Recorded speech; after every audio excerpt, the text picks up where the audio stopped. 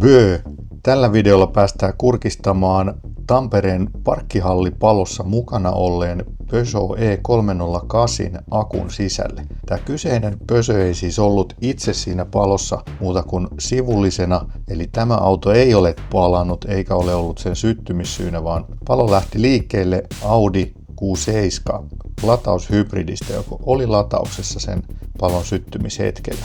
Tästä sitten seurauksena pysäköintiyhtiö Europark on kieltänyt Q7, Q8 ja A8 lataushybridien lataamisen parkkihalleissaan, kunnes tämä ohjelmistopäivitys, mikä tähän takaisikutsuun liittyy näille autoille, niin on tehty. Ja tästä aiheutui tästä palosta miljoonavahingot siellä parkkihallissa. Oli aika paljon autoja, jotka tietysti paloi pilalle tai sai savuvaurioita ja sitten tietysti kiinteistölle tuli aikamoiset vauriot. Tämä oli siis yhden auton päässä siitä palaneesta autosta, eli välissä oli yksi auto ja sitten oli tämä Peugeot. Eli ei ihan suoraan ollut siinä vieressä, mutta hyvin lähellä. Mennään katsomaan, millaista damagea on tullut. Tuntuuko vakuutusasioiden hoitaminen vaikealta ja kivulialta työmaalta? Laita tarjouspyyntö osoitteessa www.pohjantahti.fi/Keski-Suomi. Parhaamme tehdään ja ollaan varmoja, että pystytään yllättämään positiivisesti. Parempaa sähköä? Kyllä, se jossa on Nesteen laatu. Neste MY, uusiutuva lataus. Kierrätä autosi vastuullisesti. Lisätietoja ja viralliset vastaanottopisteet autokierrätys.fi. Elisa Kotiakku. Varastoi sähköä ja säästä. Käytä sähköä huolettomasti juuri silloin, kun tarvitset. Laske oma säästösi elisa.fi/kotiakku. No nyt meillä on ilmeisesti sitten se kuumin akku, mikä täällä teillä on käynyt koskaan. Kyllä. Mikä tämän tarina on? Kyllä, tämä on kirjaimellisesti varmasti kuumin akku, mitä meillä on käynyt. Eli tämä oli siellä Tampereen toimistorakennuksen parkkihallipalossa. Ja tämä oli ollut siis niin kuin tämän ja varsinaisen palaneen auton välissä oli ollut vain yksi auto. Okei. Ja tästäkin autosta oli jo niin kuin siis sisusta yläosiltaan täysin sulanut ja palannut. Auto oli täysin pikimusta, pestynä, yllättävän siis siistin näköinen silti. Että auto oli niin kuin renkaiden tasolta niin pestynä, niin ei olisi periaatteessa niin kuin arvannut, että auto on oikeasti ollut niin kuumassa paikassa. Joo. Tämä akkukin oli siis niin kuin, tämä akkuhan on, tämä on vähän uudempi malli tästä Stellantiksen sarjan ikään kuin pikkuautojen sähköakusta. Tämä akku tuossa aiemmin, kun puhuttiin, että jos haluaa käytetyn sähköauton ostovinkkejä, niin ostakaa semmoinen, jota akkuja löytyy paljon. Niin tämähän on varmaan siis ehkä yleisin akku, mitä pystyy nytkin ostamaan purkosana. Siis tämän koko akuston saa varmaan siis muutamaan 1000 euroon niin kuin purkosana, jos sen osaisi itse asentaa. Joo. Niin, ja tässäkin on tosi kivasti identtisiä moduuleja, 17 kappaletta. Että on tosi kiva akusto asentaa, niin ekas generaatiossa oli peltikansi, niin tässä on jo tämmöinen komposiittikansi päällä. Niin tämä oli siis ihan täysin niin kuin piessä. Ja täältä näkee, tämä takapää on vielä ihan noessa. Joo. Niin se oli siis kauttaaltaan ihan noessa. Ja vähän mietittiinkin, että mitäköhän sieltä nyt mahtaa löytyä, kun se avataan. Niin no, tämähän oli sinänsä aika herkkua jopa työskennellä, kun siinä missä ollaan totuttu noiden Teslojen kanssa, että eihän Teslan akkuihin ei löydy mitään 3 osapuolen korjausohjetta, koska ne on komponentti, tai siis kokoonpano, joka kuuluu vaihdattaa Teslalla. Niin tähän löytyy ihan valmistajan ohjeet, että osta tuo työkalu ja sahaa itse ton liiman läpitte, jonka pystyy muuten sitten liimaamaan uudestaan ja laittaa kannen takaisinkin ihan valmistajan ohjeiden mukaan. Niin tämä on tosi kiva akku käsitellä ja avata. Niin kun sen sitten avattiin, niin ei siinä ollut mitään, niin kuin, mitä olisi keksinyt, että mitä vikaa tässä on silminpuolin tämän akun sisällä. Eli se ei ollut vielä ehtinyt niin paljon lämpenemään, että olisi mistään niin kuin johtosarjojen suojateipeistä tai muista muoveista tai mistään keksinyt, että se olisi niin kuin oikeasti käynyt tosi kuumana tuolta sisältä. Ja tästä otettiin, kun siinä autossa oli konetilassa siis jo sulanut osia ja ihan noessa sieltä, niin tästä otettiin testiksi tästä puuttuu siis yksi moduuli, joka on tuolla pöydällä, niin se moduuli otettiin sieltä pois ja syklattiin, että onko niin kuin mitään merkkejä, että onko siellä alkanut joku kenno kypsymään ennen muita, niin ei ollut. Ihan toimi niin kuin siis todella hienosti testisykleissä toi moduuli. Ja jos tämä nyt siis kauttaaltaan syklaisi kaikki, niin en periaatteessa näe syytä, miksi tätä voisi käyttää uudelleenkin jossain sitten ainakin moduuleina. Ja ehkä jos tuon koko akustonkin testaisi, niin se vaatisi toki vähän enemmän testailua, että koska tässä on myös vesikiertoinen lämmitys ja jäähdytys. Ja tässä on toteutettu sillä lailla vähän aika tavallaan varmaan tapaan, että tässä on siis tämmöisiä lämmönsiirtolevyjä, jotka on erillisiä täällä akun sisällä. Täällä edessä on esimerkiksi yksi tämmöinen ihan ohut, joka vaan yhtä moduulia lämmittää. Ja sitten tuolla takana taas on tämmöinen ihan hitsattu paksumpi alumiiniprofiili, joka toimii samalla runkona pitäen noita moduuleja. Joo. Niin täällä on tavallaan sisäinen vesikierto, mutta kaikki liitokset on tehty tuolla niin kuin akun alla ulkopuolella. Eli se, missä voisi mahdolliset vuodot syntyä, niin ne vuotaisi sitten niin kuin maahan tai tuonne pohjalevyn niin kuin alapuolelle. Niin nehän on ollut siellä lämmössä, niin ei nyt suoraan viittisi lyödä jonkun auton tätä, jos siellä alkaakin joku vuoto siellä tapahtua, jos näille letkuilla on tapahtunut jotain siinä lämmössä. Joo. Onko näissä pussikennot näissä moduuleissa? Nämä on prismaattisia kennoja nämä. Eli voidaan ottaa tuosta yksi moduuli johonkin. Tässä näkyy nyt grillipösön ensimmäisellä lokaatilla oleva moduuli. Niin tässä näkee, että on tämmöiset hitsaukset tuonne kennoihin, eli täällä on niin aina yksi tai yhdet kennot. Joo. Siellä taitaa olla 2 semmoista prismaattista aina rinnan. Ja sitten tässä on 6 ryhmää sarjassa, eli tuolla on 1 ja 1, 2, 3, 4, 5 ja 6. Joo. Ja tämä on siinäkin mielessä aika kiva moduuli varmaan jatkossa vaihdella ja muuta, koska tässä ei ole siis mitään älyä itsessään tässä moduulissa. Samalla lailla kuin noissa Mebinkin-akuissa, eli täältä vaan joka kennoryhmältä menee vaan niinku tämmöistä erittäin hienoa johdinta pitkin, missä on vähän tuommoisia sulakekiemuroita ja muita, niin tulee tänne liittimelle ja sieltä liittimeltä sitten laitetaan identtisiin tuommoisiin ali-BMS-yksiköihin sitten se varsinainen työ. Joo. Eli tämmöisen moduulin, koska tässä ei ole mitään älyä, niin kunhan se suunnilleen käyttäytyy sitten samalla lailla kuin auto, vaikka loput moduulit, niin tämä voi tosi kivasti vaihtaa sitten myös tulevaisuudessa näissä. Paljon tämä kapasiteetti on? Nämä on, muistaisin 2,74, mutta voidaan se lukea. Tämä oli tätä uudempaa Stellantista, niin nämä on 3,18 kilowattituntia. Eli tässä on kun tämähän on tavallaan pieni akusto, kun tämä on, oliko nyt sitten 54 kilowattituntinen, mutta jos nyt miettii kuinka pieni tämä yksi moduuli on, niin on se aika pienessä tilaa jo nykyään toi reilu 50 kilowattituntia, että siis jos tuon laittaisi neliöksi, niin siis sehän olisi tosi pieni läjä akkua.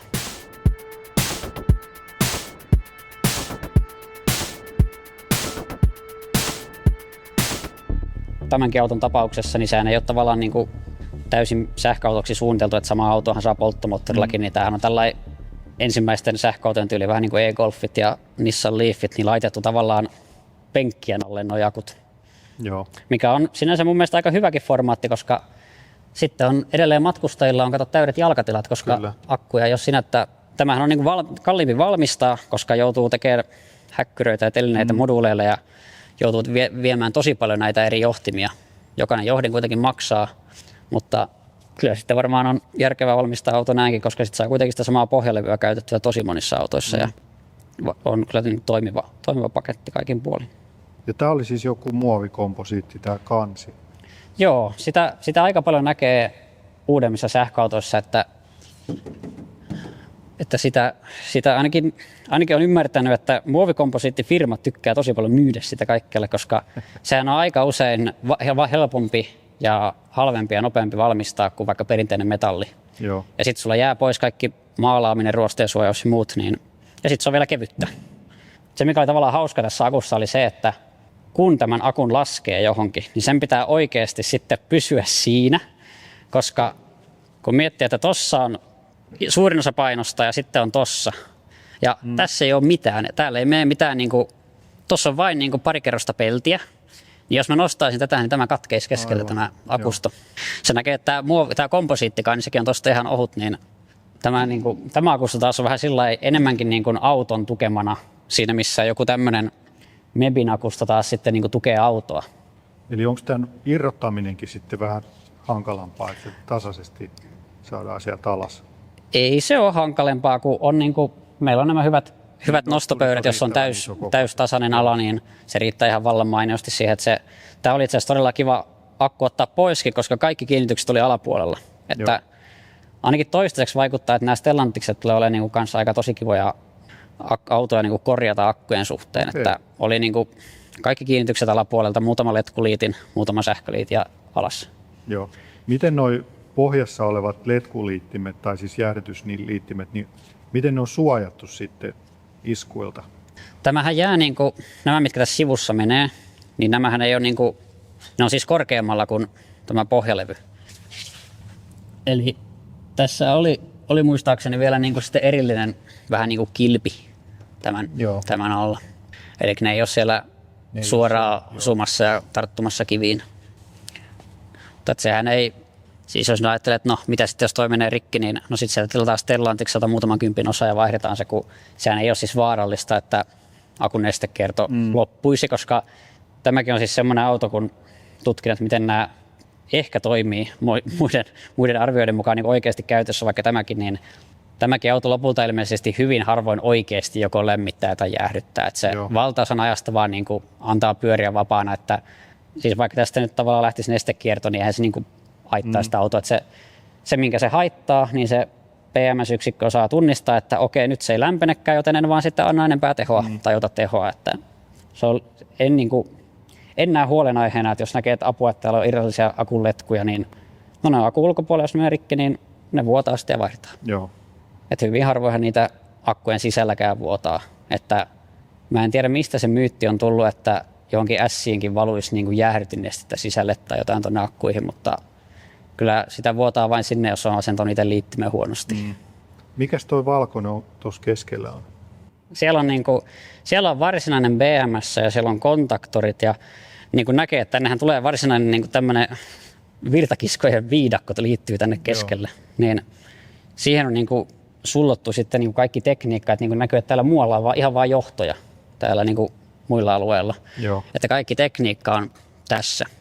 Ja itse asiassa niin kuin vähän vanhemmassa akussa, joka oli sitten vähän pienempi, olisiko se nyt ollut 50 kilowattituntia, niin siinä oli yksi moduuli enemmän, joka oli niin kuin tuolla ihan pohjalla, mutta tuossa kohtaa. Okei. Niin ne on hauska tietää, että mihinkä ne siinä akussa on sitten sullannut kaiken, kun ne on tässäkin saanut kuitenkin kaiken tilan käytettyä. Mutta että ne akut siis on päälle päin tismalleen samanlaisia käsittääkseni. Että ei ole, varsinaiset muodot ei ole muuttunut, että ne on vaan sitten sisälle vaihtanut paremmat moduulit. Mutta toi moduuli on siis kuitenkin tavallaan niin kuin ihan tiivis, samalla lailla kuin MEPin moduulikin, vai? Tämä ei ole niin kuin ihan tiivis. Täällä on, tästä näkyy itse asiassa varmaan sen prismaattisen kennon. Pohja, joo. Se on kuule, tehtiinkin tämmöinen pikatutkimus nyt, niin se on valettu ilmeisesti tämmöistä vähän niin kuin lämmönsiirtotahnaa kautta altansa. Vai tuleeko sieltä? Ei, kyllä sieltä. Siellä on seuraava. Joo. Se. Eli tässä on ehkä niin kuin yhdistetty tavallaan kaksi semmoista vähän kapeampaa kennoa yhdeksi. Ellei se ole sitten jopa oikeasti ihan tehtaalta kokonainen. Tai tehtaa semmoinen rinnankytkentä. Mutta tässä on tämmöinen liimamuovi. Päälläkin on vaan tämmöinen siis ihan ohut läpyskä vaan sitten varten, että jos tulisi joku lommo erikoisesti matkustamasta akkuun, niin ei ole ainakaan niin kuin heti, koska tohon siis jos laittaisi mitä tahansa metallista, niin kyllä säpsähtäisi hienosti. Niin näissä on melkein kaikissa akuissa on jotenkin tehty tämä, että siinä on joku tämmöinen eriste päällä, että jos se kotelo vaikka painautuisi, niin se ei ole heti vetämässä mitään oikosulkua. Että se vaatii kyllä sitten jonkun tosi terävän iskun, että ylipäänsä saa jonkun iskulla jonkun oikosulun noihin akkuihin. Joo. Tämä on myös niinku huoltoystävällinen siinä mielessä, että kun tuo pohjalevy jää tonne alle ja tavallaan tuo kansi tekee sen muodon, niin nämä on niinku hyvin saatavilla tässä. Joo, kyllä. Kyllä tavallaan odotan, että nämäkin siirtyy meidän asiakkaiksi tulevaisuudessa, että näitä on varmasti kyllä kiva korjailla. Joo. Kiva korjailla jatkossa. Missä vaiheessa näiden elinikä, koska ne ekat alkaa tulla? Mitähän se luokkaa näiden E208? En ole edes katsonut, koska niitä on ruvettu tekemään. Onko joku 4-5 vuotta? Oliko se hullunpäivien pösynyt edes just semmoinen? Olihan niitä 208 ja oli sitä ennenkin. Niin. Joo, niin olisiko jotakin noin 5-vuotiaita sitten ehkä vanhimmat. Niin. Joo. Mutta nehän on ollut siis, jos katsoo myydyimpiä sähköautoja niin kuin Euroopassa, niin siellä on varmaan viime vuosilta niin ollut 3 tai 4 autoa, jos on tämä akku. Joo. Tai niin kuin tämän sarjan akku, että ei ihan täysin sama, mutta melkein. Että näitä on ihan tosi paljon tuolla liikkeellä kyllä. Ja on niin kuin itsekin näin, että semmoinen aika fiksu akku koko tosi moneen käyttöön. Niin. Pääsee pitkälle. tai ainakin jonkin asti. Mutta siis nyt tämän palaneen akun kohtalo on vielä auki, että mitä sille tapahtuu sitten. Joo. Muu auto meni vissiin lunastukseen ainakin. Joo, se meni jo, se oli ikään kuin myyty jo se kori sitten, että tämä akun halusivat tutkia sitten vakuutusyhtiöltä, että mitä tämmöisellä nyt sitten oikeasti tapahtuu ja mitä sille voi tehdä. Ja Joo. kyllä se nyt lopulta niin kuin aika hyvältä näyttää, että ellei se nyt ole ihan täysin mennyt se sähköauto rusinaksi, niin siinä tulipalossa niin saattaa aika usein olla lopulta, että se akku on edelleen kunnossa. Ja sehän on vaikka autoja lunastavalle yhtiöllä aika kiva, että siinä autossa on jotain muutakin kuin vanteet myytäväksi sitten lopuksi. Että hyvässä ja pahassa niin sähköauton akku on auton arvokkain osa, että lopulta vaikka se auto menisi millaiseksi rusinaksi, niin siellä on melkein aina se arvokas akku sitten kuitenkin kunnossa. Se on vähän niin kuin kassa holvissa vielä noissa monissa rakenteissa. Kyllä, joo. Hyvin suojassa. Tämä ei ole ehkä niin kuin näytä kolariturvalliselta tämä kotelo. Mä haluaisin uskoa, että se itse auto on sitten tehty todella lujaksi siitä ympäriltä, koska, tai siis sehän onkin täytynyt tehdä, koska siitä on olemassa polttomoottoriversio, jolloin tämä akku ei ole tukemassa sitä. Aivan. Että taitaa jopa MEBin ohjeissa olla, että matkustamoon ei saisi mennä, jos akku on otettu pois. Eikö se vaikuttaa niin paljon siihen? Kyllähän sinne nyt varmaan oikeasti voi mennä, mutta siitä varoitetaan, että älkää silti menty. Se on vähän noloa kuitenkin, jos ID4 halkeisi keskeltä, kun se hyppää kyytiin. Nämä tulee olemaan kivoja autoja korjata, tai akkuja korjata, koska ihan vaan sekin, että niinku, kun mä halusin ottaa tuo moduulin tuosta testaukseen, niin mä scrollaan siellä Stellantiksen ohjeessa kohtaan, että tämän moduulin irrotus, ja siitä annettiin vaiheelta, että ota ensin tuo johto ja sitten tuo johto ja ota sieltä kortti pois. Joo. Että nämä tulee olemaan niinku varmasti niinku useammankin pajan niinku sitten lähestyttävissä, kunhan vaan niinku sopivat speksit löytyy muilta osin sitten. Siinä missä kun noiden etenkin Teslojen parissa, niin siinä vaatii oikeastaan aika paljon erikoisosaamista, koska ei ole mitään niinku ohjeita sitten korjata. No nyt sitten jos ajatellaan sitä, että tässä joku moduuli syttyisi palamaan, niin toi kansihan palaa sitten puhki ekana. Se voi olla. Se aika useinhan ne akut on suunniteltu niin, että tässäkin, mutta kun on puhuttu noista venttiileistä, niin tässä akustossa on tuossa päällä tommonen vapautus- ja hengitysventtiili. Niin nehän on näin, että akku ei ikinä räjähdä. Se ensin päästää vähän niitä kaasuja pois, jotta se ei voi räjähtää, koska jos ei tule painetta, niin se ei voi räjähtää.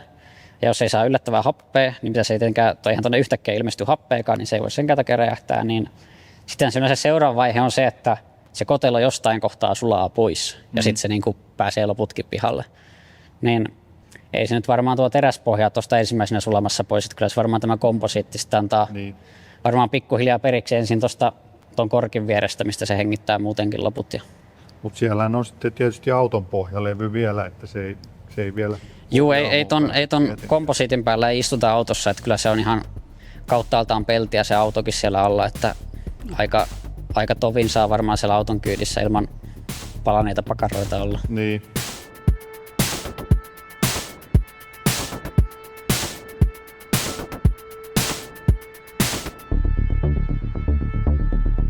Siinä oli tulipalossa mukana olleen Peugeot 308 akku avattuna ja käy kommentoimassa, miltä näytti, tuntuuko sun mielestä akkutekniikka turvattomalta, jos se kestää kuitenkin tuollaisen palokuorman noin lähelle ja ei ole tullut mitään vaurioita akkuun.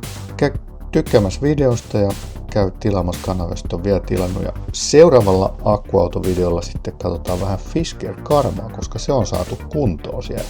Päästään vähän koeajollekin. Kiitos kun katsoit, palataan seuraavaan videoon. Hei hei!